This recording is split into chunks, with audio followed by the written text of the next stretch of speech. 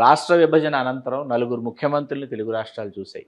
అవును. కె. చంద్రశేఖరరావు గారు, చంద్రబాబు నాయుడు గారు, జగన్మోహన్ రెడ్డి గారు, రేవంత్ రెడ్డి గారు. రేవంత్ రెడ్డి గారు అంటే ఇటీవలి కాలం. ఎవరి పరిపాలన బాగుంది అని మీకు అనిపించింది? ఇప్పటికే రేవంత్ రెడ్డి గారు ఇప్పుడే కదా వచ్చారు. ఇప్పుడే వచ్చారు. మిగతా ముగ్గురులో ఉమ్, పరిపాలన బాగుంది అంటే చంద్రబాబుది మనకు ఓల్డ్ స్టైల్లోనే జరిగింది. కొత్తగా ఆయన ఏమి ఇంట్రడ్యూస్ చేయాలి. అమరావతి క్యాపిటల్ అన్నాడు. ఆయన చేసిన నా ఉద్దేశంలో పెద్ద ఆయన నన్ను మిస్అండర్స్టాండ్ చేసుకున్న పర్వాలేదు, కానీ పెద్ద పొరపాటు ఏమిటంటే ఆ Polavaram project government of India మేము కట్టిస్తాము అంటే లేదు మేము కడతామని తీసుకోవడం పెద్ద పొరపాటు. ఇది మనం ఎందుకు చేయాలి? సిపిడబ్ల్యూ వాళ్ళు కట్టుంటే అయిపోయింది. ఎస్కలేషన్ ఉన్నా కూడా వాడే పెట్టుకుని ఉండేవాడు, కాస్ట్ పెట్టుకుని అయిపోయి ఉండేది. మనం ఎందుకు తీసుకోవాలి దాన్ని? కావాలంటే తర్వాత మనం కెనాల్ నెట్వర్క్ అవి డెవలప్ చేసుకొని ఉండొచ్చు. రెండవది, Amaravati capital is another big mistake ఆయన చేసింది. ఎందుకంటే అమరావతి ఆయనకి పేరు బాగుంది, కానీ 30,000 ఎకరాలు బ్రహ్మాండమైన నా వ్యవసాయ భూమిని ఈ బిల్డింగ్స్ కట్టి నాశనం చేయాలన్నా? ఇంకా మనకు పనికిరాని మేము దొనకొండది పెట్టండి మేమందరం పెట్టి కమిటీ సిటిజన్స్ కమిటీ అని పెట్టి ఆయన కలిసి దొనకొండలో 1,00,000 ఎకరాలు ఉంది గవర్నమెంట్ ల్యాండ్. ఈ 30,000 ఎకరాలు ఏమిటి? 1,00,000 ఎకరాలు ఉంది. సబ్స్ట్రేటమ్ ఈజ్ వెరీ ఫౌండేషన్ ప్రాబ్లమే లేదు, డ్రైనేజ్ ప్రాబ్లం లేదు, వ్యవసాయానికి పనికిరాదు ల్యాండ్. దాన్ని 10 అడ్వాంటేజెస్ ఉన్నాయి. అక్కడ ఒక second world war air strip ఉంది అక్కడ. అదేవిధంగా పెద్ద రైల్వే స్టేషన్ ఉంది. ఆ రోజుల్లో ఎందుకు కట్టారు బ్రిటిష్ మనకు తెలియదు. ఇవి national highway it goes through Donakonda, the upland national highway కొత్తగా కట్టారు కదా. ఇన్ని అడ్వాంటేజెస్ పెట్టుకొని మీరు తీసుకొని మీరు మొదలు పెట్టండి సార్, బాగుంటుంది. రాయలసీమకి బార్డర్లో ఉంది అది, రాయలసీమకిను కోస్టల్ ఆంధ్రాకి. అప్పుడు ఎవరు నోబడీ కెన్ కంప్లైంట్స్ అయ్యింది మా దేశంలో ఉంది మా అని చెప్పడానికి లేదు కదా. చెప్తే ఆయన వినలేదు. నేను చెప్పా ప్రాబ్లమ్స్ వస్తాయి సార్ అని. నేను చెప్పాను, కలిసి చెప్పాను. వస్తే చూసుకుంటాం లేండి అన్నాడు. 5 ఏళ్ళు వేస్ట్ చేసుకున్నాడు. అతనికి వండర్ఫుల్ ఆపర్చునిటీ. అతను చీఫ్ మినిస్టర్ లక్కీగా అయినాడు. జస్ట్ ఏదో 1.5% ఓటుతో అయినాడు. 2014లో అయినాడు. దాన్ని ఎంతో ప్రజలందరికీ కూడా ఈయనకి ఎక్స్పీరియన్స్ ఏదో చేస్తాడని చెప్పి అనుకుంటే ఈ రెండిట్లో ఇరుక్కొని పోయి దాంట్లో నుంచి బయటపడలేకనే పోయినాడు. And neither thing he's taken off. Andhra Pradesh remains. ఇప్పుడు జగన్మోహన్ రెడ్డిని తిడితే ఏమిటి? ఆయన కూడా కారణమే క్యాపిటల్ లేకపోవడానికి. రైట్ ప్లేస్లో క్యాపిటల్ పెడితే ఎప్పుడో వచ్చి ఉండేది. కానీ అసలు హైదరాబాద్ నుంచి ఎందుకు వెళ్ళిపోవాలండి? 10 సంవత్సరాలు ఉంది ఇక్కడ, రాజధాని ఉంది, అవకాశం ఉంది. అది ఒకటి. ఇంకా చంద్రశేఖరరావుని గురించి ఇప్పుడు మనం చెప్పాల్సిన అవసరం లేదు, అందరికీ తెలుసు ఆయన గురించి. ఆయన కూడా నా ఉద్దేశంలో ఎంతో మంచి పేరుతో పోవలసిన వాడు. తెలంగాణ సంపాదించాడు, రైట్ ఆర్ రాంగ్. మేమంతా we are all oppose to we are for integrated state ఉండొచ్చు. కానీ తెలంగాణ సంపాదించిన రావాల్సిన గుడ్ విల్ కంటే ఆయనకు వచ్చిన చెడ్డ పేరు ఎక్కువైంది ఇప్పుడు. అది అలా చేసుకోవాల్సింది కాదు. ఇంకొకటి, ఫస్ట్ 5 years తర్వాత ఆయన రిటైర్ అయిపోయి ఇంకెవరికైనా హ్యాండ్ ఓవర్ చేస్తుంటే, ఆయన ఫ్యామిలీ వాళ్ళకో లేకపోతే బయట వాళ్ళకో ఎవరికి హ్యాండ్ ఓవర్ చేస్తుంటే పరిస్థితులు బాగుండేవి. ఆయనే కొనసాగడం అనేది 10 years అనేది ఇప్పుడు ఏమైంది? వచ్చింది తెలంగాణ సంపాదించడానికి గుడ్ విల్. ఇప్పుడు రేపు 10 years ఆఫ్ తెలంగాణకి సోనియా గాంధీని పిలుస్తున్నారు కదా. అవును. ఈయన పిలవరు కూడా.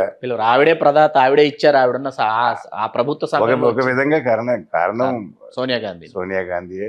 ఆమెకి ఏది తెలంగాణ, ఏది ఆంధ్ర తెలియదు, ఏది కర్ణాటక తెలియదు. ఆమె వచ్చి మన ఫేట్ డిసైడ్ చేస్తూ ఉంది. ఏం చేయాలి?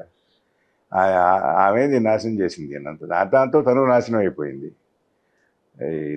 తెలుగు వాళ్ళని నాశనం చేసింది, ఆమె నాశనం అయింది, కాంగ్రెస్ పార్టీని కూడా నాశనం అయిపోయింది. సో ఈ ఆయనకి రావాల్సిన గుడ్ విల్ కంటే ఇప్పుడు వచ్చిన ఇల్ విల్ ఎక్కువైపోయింది చంద్రశేఖరరావు గారు. ఆయన చేసిన మంచి పనులు ఏమిటి అని అనుకుంటే, ఒక విధంగా చెప్పాలంటే, ఇదిగో సెక్రటేరియట్ కట్టించినాడు, కొత్తది కట్టించినాడు. తర్వాత ఆ యాదాద్రి టెంపుల్ కట్టించినాడు. ఈ రెండింటికి ప్రజలు గుర్తుపెట్టుకుంటారు ఆయన. కానీ చూడగానే ఆయన గుర్తు వస్తారు. ఇంకా మిగతా విషయాల్లో ఆయన ఎవరు ఆ ధరణి అని పెట్టి ఎవరు పనికిమాలిన ఆఫీసులో కానీ పెట్టి దానికి కన్ఫ్యూజన్ క్రియేట్ చేసి ఇవన్నీ చెప్తే Hmm. ఇంకేదో మన పాలిటిక్స్ మాట్లాడినట్టుంటుంది. బట్ ఫ్యాక్ట్ ఈస్ రావాల్సిన గుడ్ విల్ కంటే వచ్చిన ఇల్ విల్ ఎక్కువ అయిపోయింది ఇప్పుడు. అది nobody can dispute.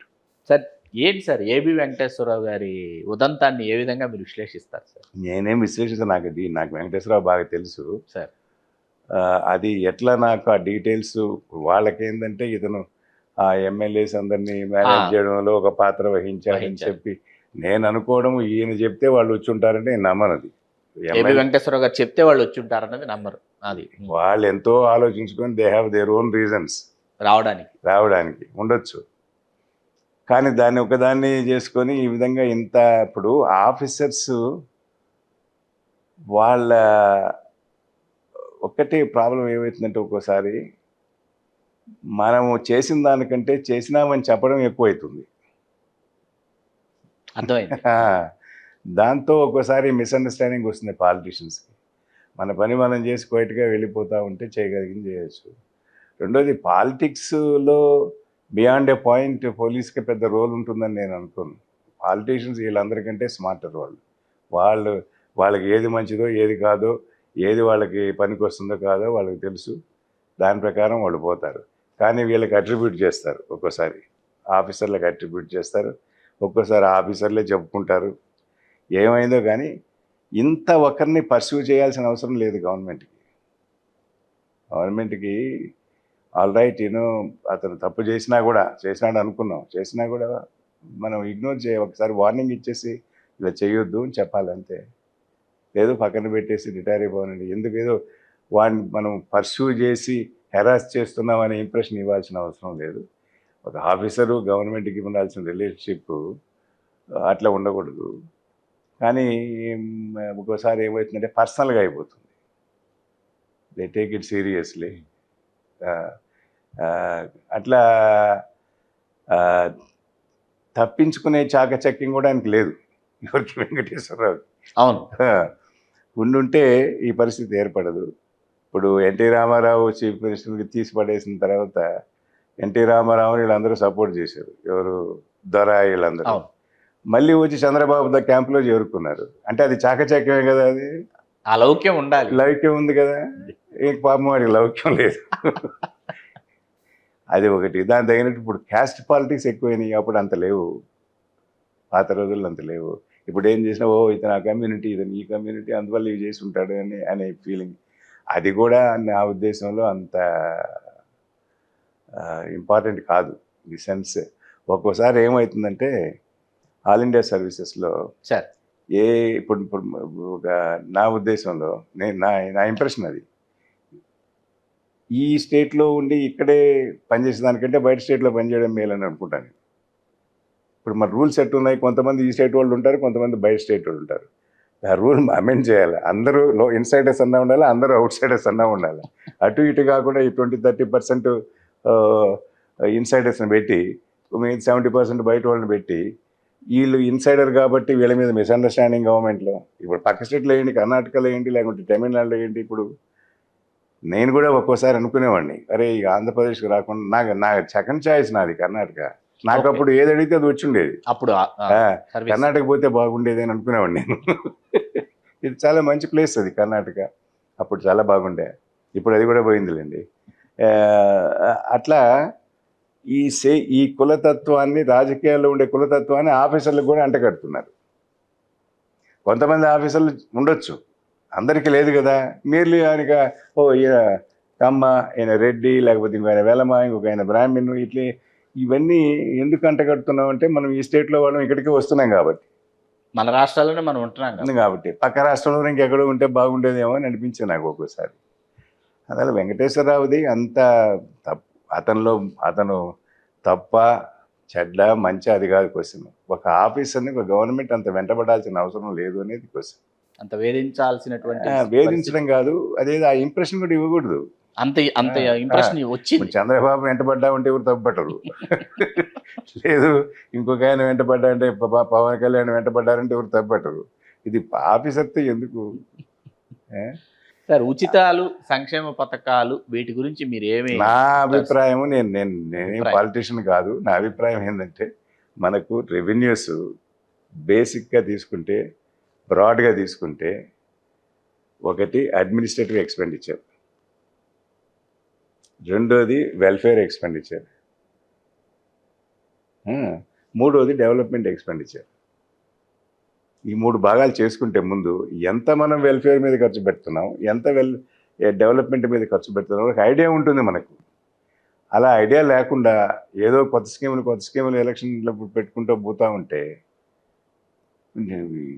Development cannot be at the cost of welfare cannot be at the cost of development కదా. అవును.